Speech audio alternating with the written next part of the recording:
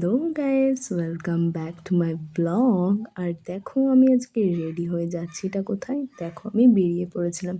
আর বেরিয়ে আমি চলে এসেছি শ্রীরামপুর। দেখতেই পাচ্ছ তোমরা, আমি একদম লাস্টের দিকে উঠেছিলাম, তাই জন্য এদিকে দিয়ে হেঁটে হেঁটে যাচ্ছিলাম।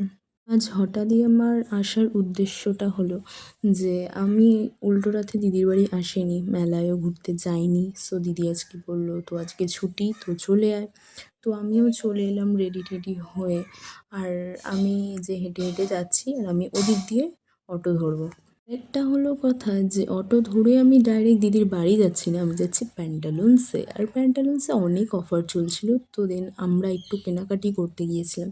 তো আমি কিছু জিনিস জামা ট্রাই করেছি, ট্রায়াল দিয়েছি, তো সেগুলো একটু দেখে নেবে তোমরা যে কোন জামাটা আমাকে ভালো লাগছে অবশ্যই জানিও। দেখো এটা আমি প্রথমে ট্রাই করলাম, বাট আমার ঠিক অতটাও ভালো লাগেনি। বাট হ্যাঁ, এটা আমার ভালো লেগেছে, এই টপটা সিম্পলের মধ্যে একটা। আর এই জামাটা হলো আমি মানে ভিডিও ক্লিপ নিইনি, জাস্ট একটা ফটো তুলেছিলাম। জামাটা আমার খুব পছন্দ হয়েছে। তো ফাইনালি জামাগুলো নিয়ে রিজুদা চলে গেছে, আর পুরো ৬,০০০ টাকা বিল হয়েছে। তুমি ভাবো, দুর্গাপুজোর আগেই এত শপিং করছি, দুর্গাপুজোর সময় কি শপিং করব আমরা জানি না।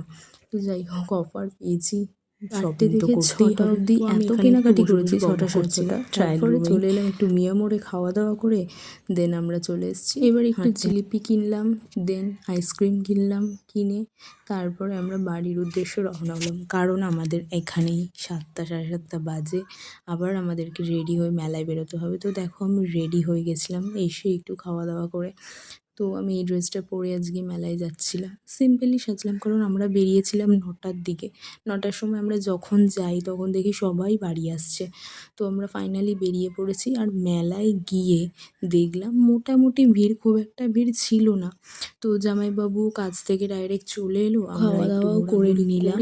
তো দেন অনেক জিনিসপত্র করলাম বলতে চিকেন স্যাটে একটু খেলাম। তো দেন খাওয়া দাওয়ার পরে আমরা চলে এলাম বাড়িতে। ভিডিওটা ভালো লাগলে অবশ্যই লাইক